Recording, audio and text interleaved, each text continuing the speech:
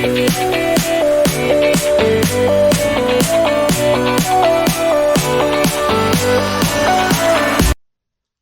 students, welcome to my YouTube channel. In this video we will solve question number 7 of exercise 7a. So question number 7 में देखें जी क्या कहा गया है, that for each of the following figures find the value of the unknown. ठीक है, हमारे पास 4 different parts में फिगर्स गिवन है और हमने इसमें जो अननोन है वो फाइंड करना है. अननोन क्या होता है? अननोन आपके पास वो वेरिएबल होता है, वो एंगल होता है जो हमने फाइंड करना होता है. तो फर्स्ट ए पार्ट में देखें, आपके पास इसमें कोई भी आपको स्ट्रेट लाइन गिवन नहीं है. ठीक है, आपके पास एक पॉइंट है सेंटर में और उस पॉइंट के ऊपर आपके पास देखें 1 2 3 4 डिफरेंट एंगल्स बने हुए. ठीक है, तो एक पॉइंट के ऊपर क्या एंगल होता है ये हमने डिस्कस किया था लास्ट टाइम जब हमने इसकी स्टडी कर रहे थे.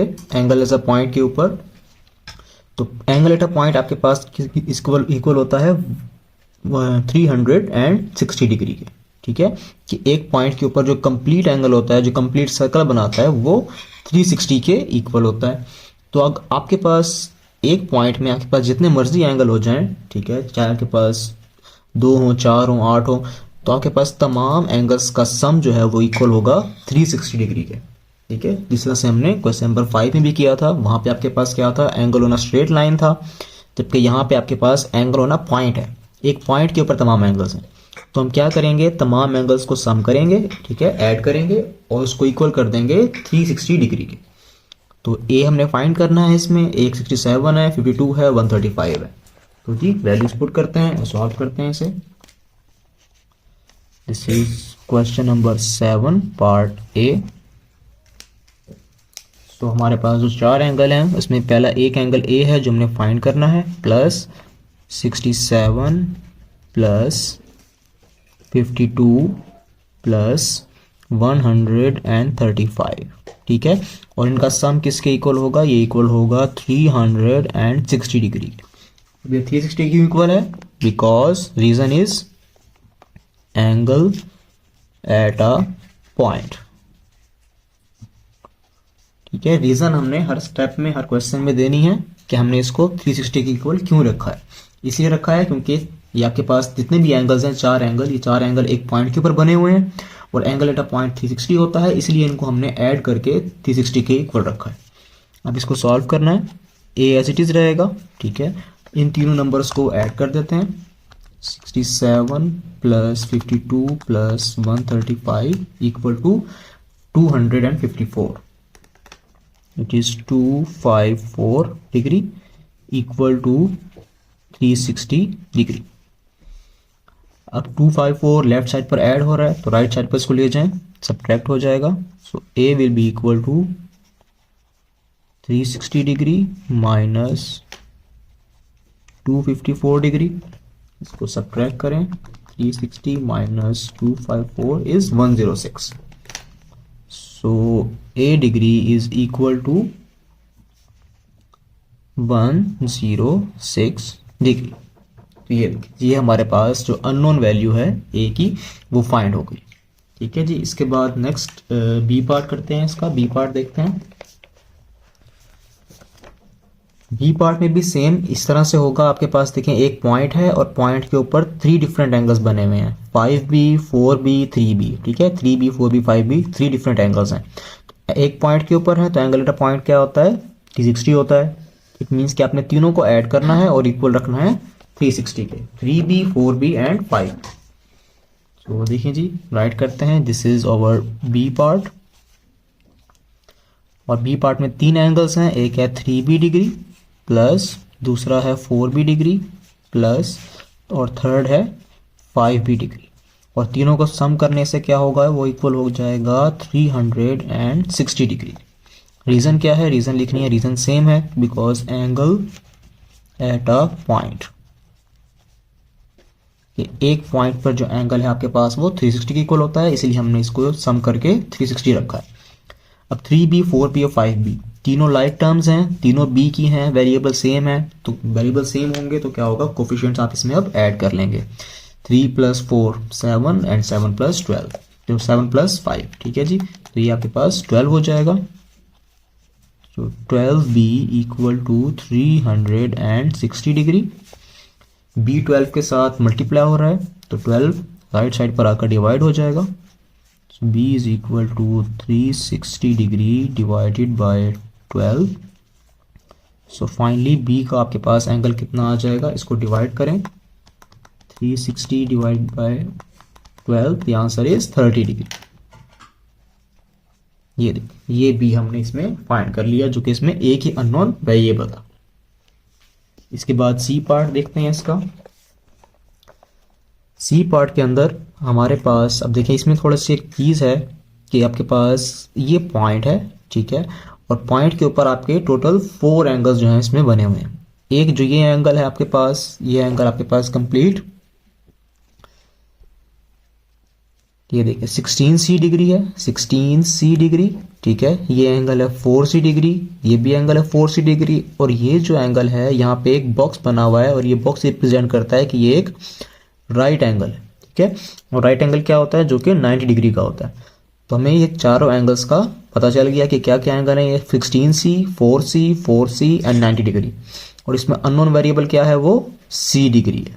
तो हमने वो C जो है वो फाइंड करना है। इसमें एक ही पॉइंट के ऊपर है, इट मीन्स के सबको ऐड करेंगे और इक्वल रख देंगे 360 डिग्री के।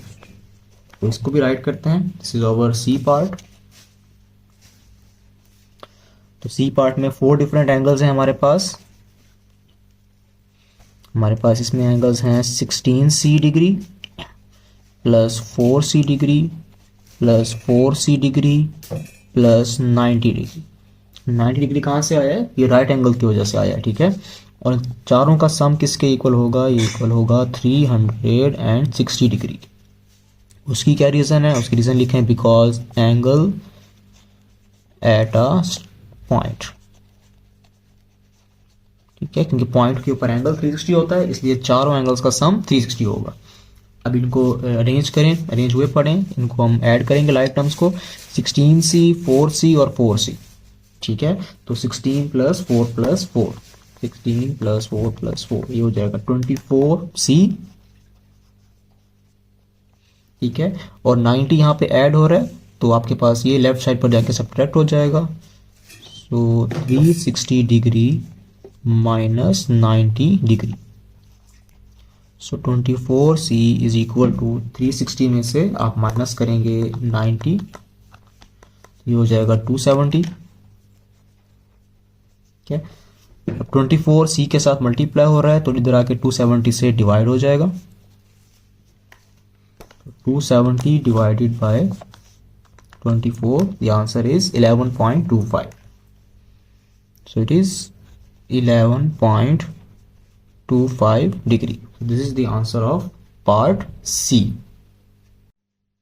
And now the last part which is part number D, ठीक है। तो इसमें भी सेम देखें, सेंटर में आपके पास एक पॉइंट है, और पॉइंट के ऊपर ही 1 2 3 4 डिफरेंट एंगल्स जो हैं वो कंस्ट्रक्ट हुए हैं। एक एंगल है 7D प्लस 23, ठीक है, ये कंप्लीट ये एक एंगल है। ये 6D ये एक एंगल है, 139 ये एक एंगल है, और 5D ये एक एंगल है। और चारों एंगल्स में आपके पास देखें जो वेरिएबल है वो क्या है, वो D है, ठीक है। इट मीन्स कि हमने जो D है वो इसमें फाइंड करना है।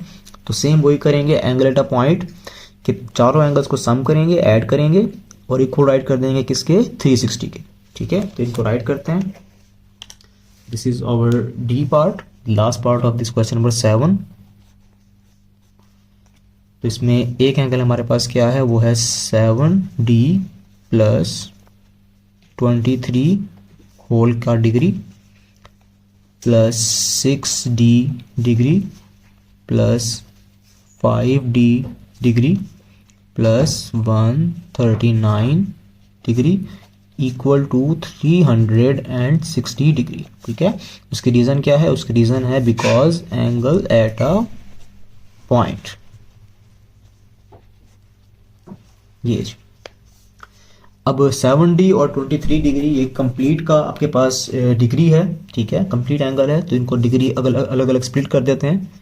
तो इसको हम लिख सकते हैं 7D degree plus 23 degree plus 6D degree plus 5D degree plus 139 degree equal to 360 degree, ठीक है। अब लाइक टर्म्स को अरेंज करें, यानी कि जो डी वाली टर्म है तो ये होगा 7d plus 6d plus 5d plus 23 plus 139 equal to 360 degree. अब इनको ऐड कर लें जी, ठीक है जी। 7 प्लस 6 प्लस 5, ये आपके पास हो जाएगा total 18d degree plus 23 plus 139।